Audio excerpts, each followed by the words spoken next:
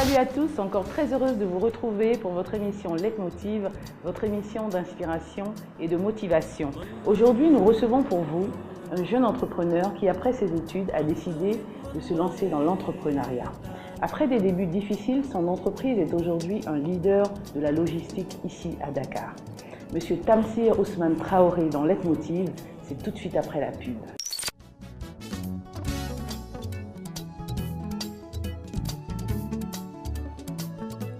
Man ma ñëw yow nga ree man tamit man ma reetaan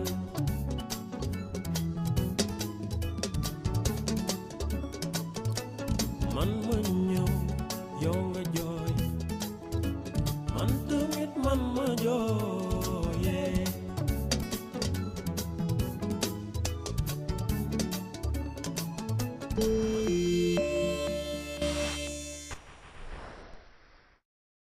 Vous êtes chef d'entreprise, cadre ou jeune entrepreneur? Votre parcours et votre histoire peut inspirer ou motiver la jeunesse africaine. Participez à votre émission Leitmotiv sur 2STV et partagez votre expérience avec ceux qui en ont besoin. Infoline 78 245 57 72. Leitmotiv. Nous avons tous besoin d'une source d'inspiration.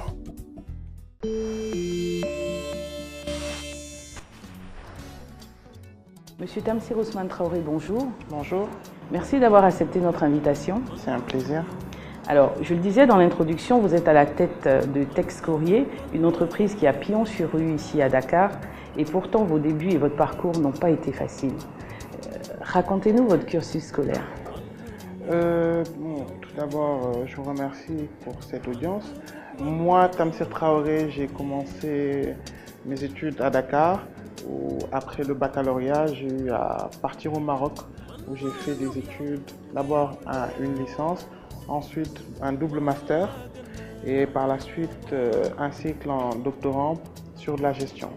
D'abord, quel bac avez-vous eu et est-ce qu'à cette époque, vous saviez déjà ce que vous vouliez faire, dans quel domaine vous vouliez vous lancer?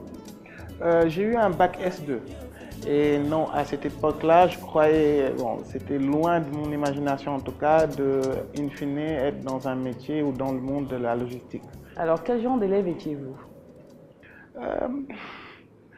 J'étais, je dirais pas un élève normal, j'étais très dégourdi. Je m'impliquais dans tout ce qui est scolaire et voilà, je vivais un peu ma jeunesse à l'école. On dira beaucoup plus que j'étais un élève turbulent, on va dire, très turbulent. Alors vos parents ont dû avoir du mal avec vous.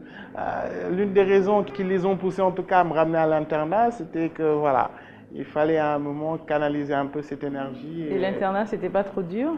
Bon, au début, si, parce que tu es un peu isolé, c'est un autre monde, mais bon, par la suite, on rencontre des gens qui deviennent un peu notre seconde famille, donc on s'y fait, on va dire.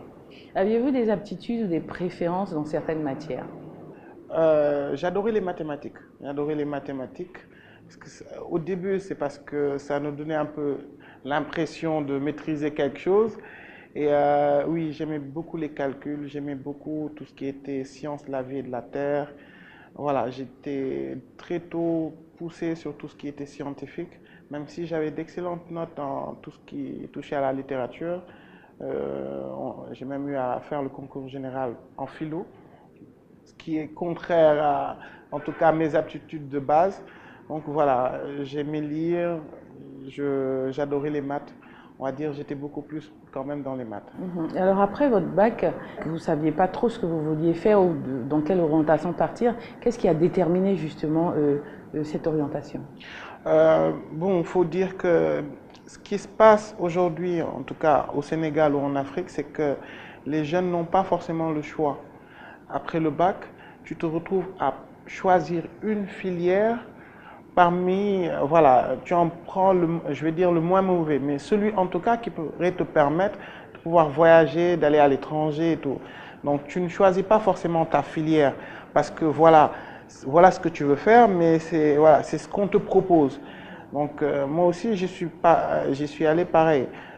J'avais commencé avec l'informatique de gestion, Voilà, c'était pas forcément ma préférence et j'ai rapidement switché sur du management où je me sentais beaucoup plus à l'aise. Est-ce qu'à un moment, votre père ou votre mère vous a demandé non, plutôt fais ci ou fais ça, au lieu de ce que vous aviez choisi? J'ai des parents qui, l'essentiel pour eux, c'est que tu choisisses ta voie. Donc, le truc, c'était que tu choisis, après tu prends tes responsabilités. Eux, ils peuvent t'accompagner, payer les études et tout, mais l'essentiel, c'est que toi, tu t'épanouisses dans ce que tu... Donc à aucun moment, ils ont voulu vous influencer sur... Non, du tout, du tout. Aviez-vous des exemples de personnes à qui vous vouliez ressembler? Oui.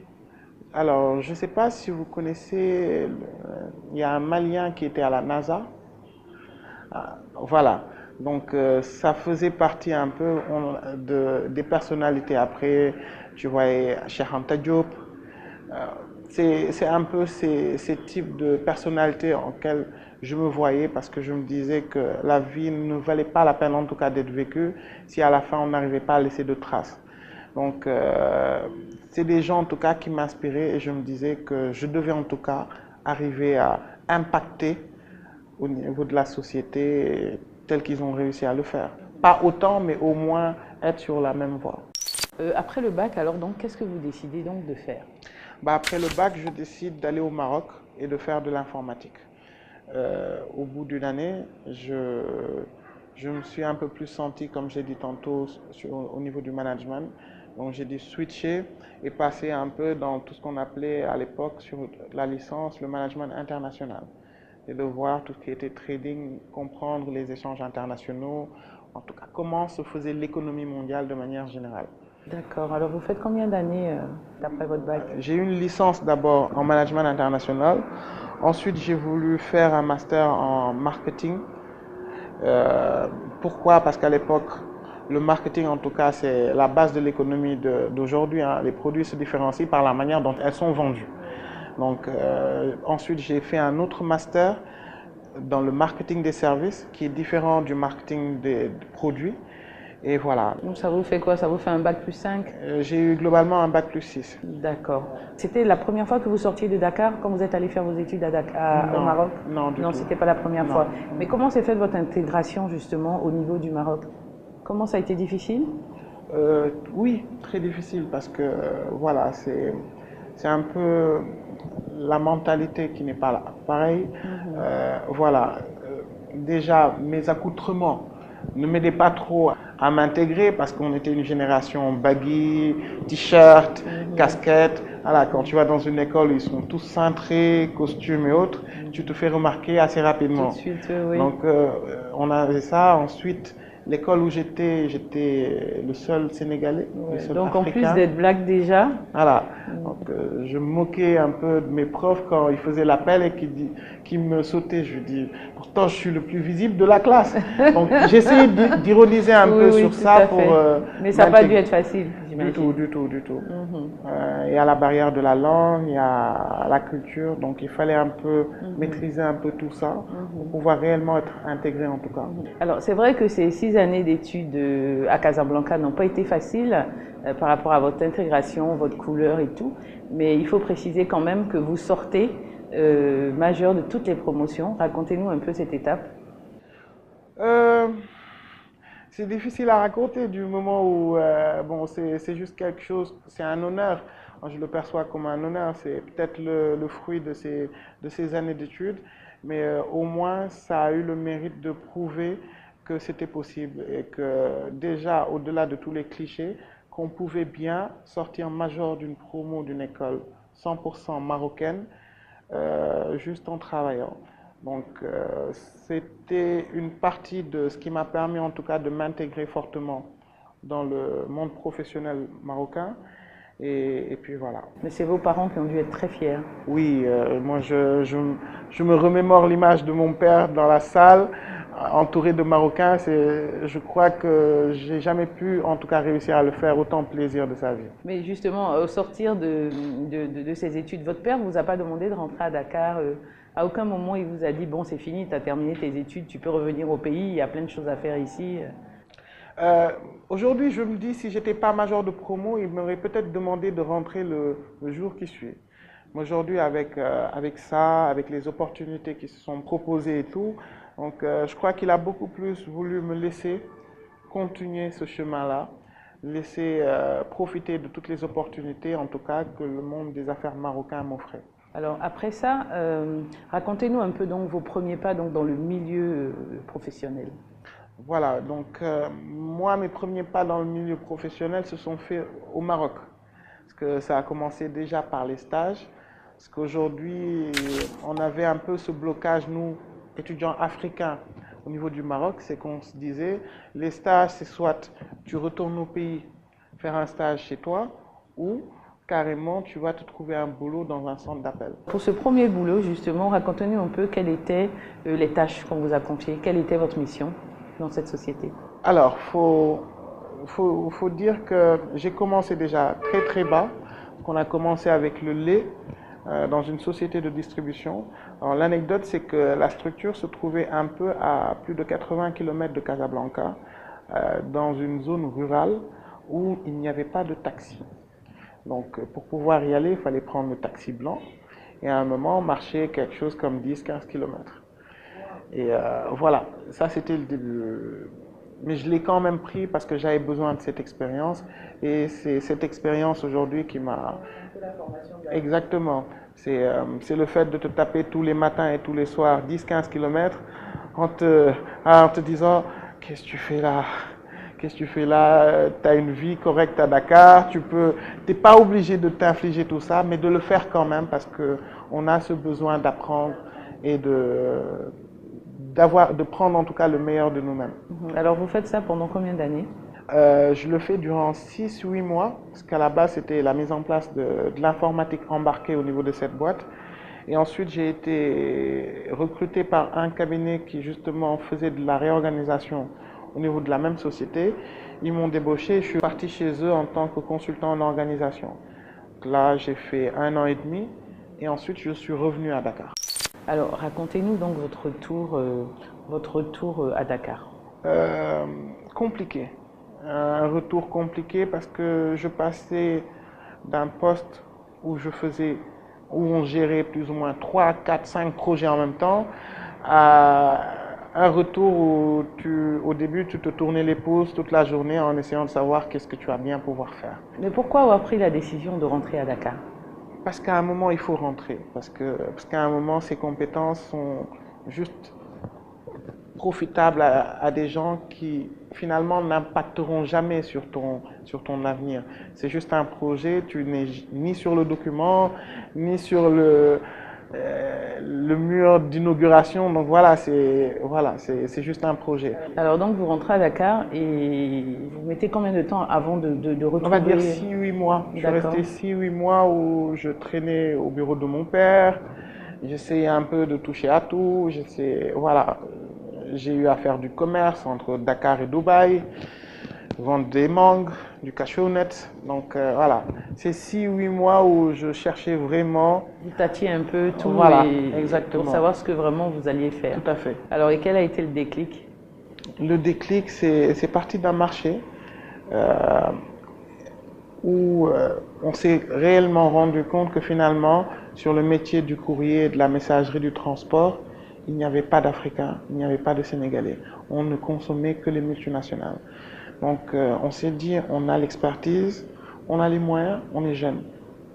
S'il faut qu'ils s'apprennent 100 ans, il faut au moins qu'on commence quelque chose pour les générations qui viennent. Quand on prend l'exemple de toutes les grosses multinationales qui existent, les fondateurs, ils sont... Voilà. Donc, mais il y a eu des gens qui ont osé commencer. Donc pourquoi pas nous? Mais de quels moyens disposiez-vous à votre début pour créer votre entreprise? D'un scooter. On avait un scooter, on avait une salle de réunion qui nous avait été prêtée par mon père. Voilà, c'est 9 mètres carrés, un scooter, la table que vous voyez derrière vous. Voilà, tout a commencé comme ça. On n'était même pas une structure au départ parce qu'on était affilié à la société de mon père, ce qui nous permet en tant que département de fonctionner correctement. Et c'est par la suite qu'on est sorti du groupe et qu'on a vraiment posé les pierres pour être une structure organisée, carrée et tout. Donc, Aviez-vous des personnes dans votre entourage qui croyaient tout comme vous au projet justement dans lequel vous vous lanciez? j'avais mes parents, j'avais ma femme et j'avais mes amis, ceux qui étaient avec moi au Maroc. C'est des gens qui disent, on ne sait pas ce que tu fais, mais on te connaît assez bien pour savoir que tu vas trouver le moyen de t'en sortir. Donc, c'est ces gens-là qui ont été là pour m'aider, même financièrement, hein. Il y a eu des moments où c'est des amis ou la famille qui ont mis leur bille dessus, simplement pas pour demander par la suite à être remboursés, mais simplement parce qu'ils y croyaient. Et aussi le personnel, beaucoup plus le personnel, ceux qui ont été là depuis le début. Voilà, ça fait partie des gens qui ont vraiment, ils m'ont en tout cas motivé et poussé à ne jamais laisser tomber. Alors, Monsieur Traoré, je vous propose de revenir sur votre parcours juste après la pub.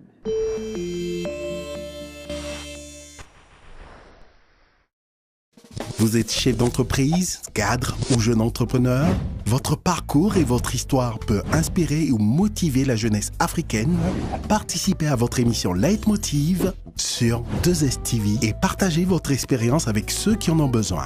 Infoline 78 245 57 72. Leitmotiv. Nous avons tous besoin d'une source d'inspiration.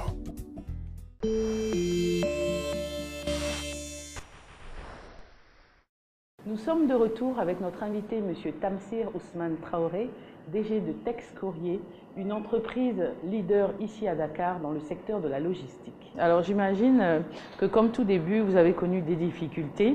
Qu'est-ce qui vous a permis de vous accrocher et de croire justement en ce projet et de persévérer justement? La vie d'un entrepreneur, c'est voilà, le matin tu peux être découragé, le soir tu as la pêche, c'est ça.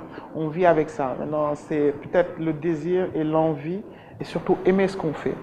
Quand on aime ce qu'on fait, on ne cherche pas in fine à savoir est-ce que c'est rentable. Non. Au début, c'est la passion, c'est la fougue de la jeunesse. On cherche à montrer qu'on est capable. Donc voilà, ça c'était mon leitmotiv, c'était de pouvoir prouver que c'est pas parce qu'on est jeune qu'on ne peut pas arriver à faire des choses comme des grands. Bien sûr. Alors, à aucun moment vous n'avez eu envie d'abandonner à cause de ces difficultés? Tous les soirs. Tu dis tous les soirs. Et le matin, ça reprenait? Ah, tu dis tous les soirs, ça y est, c'est foutu. Là, je laisse les... Voilà. Et tous les matins, tu sais même pas pourquoi tu te réveilles. Tu reviens et puis voilà, de plus belle. Alors, quel a été pour vous le moment le plus remarquable justement dans vos débuts? Le plus remarquable, on va dire, c'est nos premiers gros marchés. Les premiers gros marchés, quand tu n'avais pas forcément l'outil ni la logistique pour le faire, et que tu restais au bureau jusqu'à 2h, 3h du matin avec l'ensemble du personnel, et tu les voyais tous, tout le monde était fatigué, mais il n'y avait personne qui voulait te montrer qu'ils étaient KO. Voilà, ça c'est les moments forts. C'est quand vous mettiez à mettre une natte et à dispatcher parce que vous n'aviez rien, il fallait dispatcher les trucs et être sûr que demain à 7h du matin, les gars commencent à livrer. Ça, c'est les moments forts. Alors, pendant combien de temps, justement, vous fonctionnez un peu comme ça, pêle-mêle, avec 2-3 personnes à vos côtés? On l'a fait durant 1 an. On l'a fait durant 1 an. Et à un moment, on s'est dit qu'il fallait vraiment structurer la chose. À un moment, si tu vois grand, il faut qu'au niveau de ton organisation, tu sois préparé à accueillir grand. Donc, juste 1 an après, on s'est vraiment structuré, mettre en place des procédures, travailler, mettre des contrats pour nos agents. Voilà, ça c'est juste 1 an après, on est vraiment passé à un niveau supérieur, même si le volume ne le justifiait pas. On avait ce pressentiment que ça allait venir et qu'il fallait juste être prêt pour pouvoir recevoir tout ça. Aujourd'hui, avec du recul, si vous deviez être fier de votre parcours, qu'est-ce qui pourrait faire votre fierté? Mon équipe. Mon équipe. Vous avez gardé les mêmes personnes? Oui, on a gardé les mêmes personnes et le plus dur pour une entreprise, c'est de greffer d'autres personnes et qu'ils aient la même mentalité et la même motivation. Donc aujourd'hui, c'est ça. Je dirais ma fierté, c'est mon équipe. D'accord. Alors après un an, donc vous structurez votre entreprise, vous faites les papiers, vous vous mettez à jour, si on peut le dire. Et qu'est-ce qui se passe de concret pour que justement vous puissiez vous agrandir? Voilà, bon, là, ce qui s'est passé, c'est on a eu le cran, en tout cas, de s'ouvrir au B2B, d'aller voir les sociétés, obtenir la licence d'exploitation, qui est l'autorisation, en tout cas, qui te permet d'exercer, d'aller voir des multinationales. Et puis voilà, ça, c'est un peu, moi, je le dis, c'est le côté positif-négatif. Positif dans le sens où c'est des multinationales qui nous ont fait confiance. On parle là des sociétés les plus compliquées en termes de process au Sénégal. Le minus, c'est que voilà, derrière, tu as des sociétés 100% sénégalaises qui sont là, qui devraient t'accompagner et qui n'ont jamais été au rendez-vous. Donc, c'est ces grosses boîtes qui nous ont prouvé en tout cas en disant, ouais, si tu as de grosses multinationales pétrolières, les plus grosses institutions diplomatiques qui te font confiance, c'est qu'in fine, tu n'es pas aussi mal que ça. Donc, ça te donne le courage à nous, mais aussi aux équipes, de persévérer et de vraiment vouloir passer à un niveau supérieur. À aucun moment justement de cette entreprise que vous avez créée, vous n'avez pas eu envie à un moment de demander de l'aide à papa? Oui. Parce que financièrement, c'est toujours dur au début. Bah, faut dire que je l'ai un peu ruiné. je l'ai un peu ruiné. Bon, là, il était là, mais bon, ça, c'est... On le remerciera jamais autant, mon père et ma mère, je ne les remercierai jamais assez. Parce que c'est quand tu vois que la personne, sans lui demander, qu'il voit tous les efforts qu'il te fait et que, bon, il t'achète deux scooters, il ne te donne pas de l'argent, mais il te donne des moyens en disant, bon, on voit ce que tu es en train de faire. Voilà, ça, c'est valorisant. C'est beaucoup plus que donner à la personne des millions ou de lui présenter à XY personne. Aujourd'hui, qu'est-ce qui fait la force de Tex Courrier ici à Dakar? Je dirais c'est la jeunesse. On est une structure aujourd'hui avec une moyenne d'âge inférieure à 30 ans. Moi qui vous parle, j'ai 30 ans. Donc on est une équipe très très jeune, très réactive et tous, on a en tout cas tous la même vision, c'est qu'on veut devenir un géant africain. Donc après, ça va avec tous les sacrifices qu'il y a derrière. Et c'est une équipe qui aujourd'hui croit au projet et ils sont prêts à tout. Je me demande même des fois, est-ce qu'ils ne sont pas plus que moi pour s'affirmer en tout cas sur le continent. C'est vrai que vous êtes jeune, vous êtes très intelligent, mais vous avez quand même su saisir les opportunités qui se sont présentées à vous à l'instant T. Quelles ont été ces opportunités? Bon, ces opportunités, c'est des opportunités commerciales, c'est des opportunités de partenariat, c'est des opportunités de développement. Donc, pour moi, ça a été l'une des premières, ça a été de pouvoir signer de gros contrats. Ça fait partie des opportunités de ne pas avoir eu peur en se disant est-ce qu'on peut le faire ou pas. On saisit l'opportunité et après on s'entoure de l'expertise qui nous permet de pouvoir le faire. Mais c'est aussi l'ouverture de capital qui nous a permis, en tout cas, qui nous a donné les moyens suffisants, on va dire les moyens de notre politique. Donc voilà, aujourd'hui pour un entrepreneur, ça fait partie des clés de succès. C'est de la motivation, saisir les opportunités, les saisir. Il faut avoir faim. Mais justement, quels sont vos projets à court, moyen et long terme? À court terme, nous venons de lancer une ligne Casablanca-Dakar. Parce que le but, c'est de vraiment désenclaver tout le corridor Casablanca-Abidjan pour arroser un peu l'Afrique de l'Ouest sur tout ce qui est produit agrobusiness, technologique et autres. Nous sommes en train de préparer l'ouverture au Mali, au Gabon et en Côte d'Ivoire. Le corridor va continuer par la suite jusqu'à Abidjan. Et sur le long terme, sur l'horizon 2021, nous avons la construction du plus grand centre logistique sénégalais qui va pouvoir permettre à la sous-région d'avoir une puissance de distribution africaine qui puisse vraiment, à partir de Dakar, arroser un peu toute la sous-région. Quel est votre leitmotiv aujourd'hui? Mon leitmotiv, c'est de me dire que c'est possible et c'est possible d'être beaucoup plus grand que ça. C'est-à-dire, je me dis que mon rêve, c'est possible de réaliser beaucoup plus grand que le rêve qu'on avait au début. Donc, et là, on est en train de tout faire, en tout cas, pour y arriver à l'horizon 2021. C'est de vraiment être une puissance logistique africaine. En tout cas, toutes nos félicitations pour ce travail que vous faites. Alors, pour terminer un peu cette émission, quels conseils pouvez-vous donner à tous ces jeunes qui, tout comme vous, voudraient se lancer dans l'entrepreneuriat? Moi, je dirais, en tout cas à tous les jeunes qui viennent me voir, je leur dis, c'est un plat avec 3 condiments. C'est de la patience. Si on veut faire quelque chose pour être riche, il faut laisser tomber. On ne devient pas riche d'un coup en devenant entrepreneur. Voilà, il faut beaucoup de patience, avoir de la patience pour les équipes, avoir de la patience pour le marché, donner le temps au marché d'être assez mature pour consommer notre service. Deuxièmement, je vais dire être passionné. Il faut aimer ce qu'on fait. On ne le fait pas juste parce que, voilà, faire plaisir aux parents, où on se dit oui, c'est un secteur qui est en train de cartonner, tout le monde. Ouais. Un secteur qui cartonne, le temps que tu finisses ton étude de marché, que tu t'installes, ça peut basculer. Exactement. Donc, il faut être passionné, aimer ce qu'on fait. Et 3, comme on a dit, saisir les opportunités. Il faut saisir l'ensemble des opportunités qui se présentent à nous, parce qu'une opportunité n'en est une que si on sait la saisir. Exactement. C'est clair. Et surtout y croire aussi en ce qu'on fait.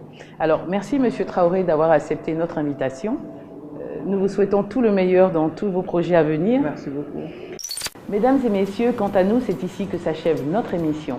Rendez-vous la semaine prochaine pour un nouveau numéro de Leitmotiv. Et d'ici là, que Dieu vous garde. Salut à tous, encore très heureuse de vous retrouver.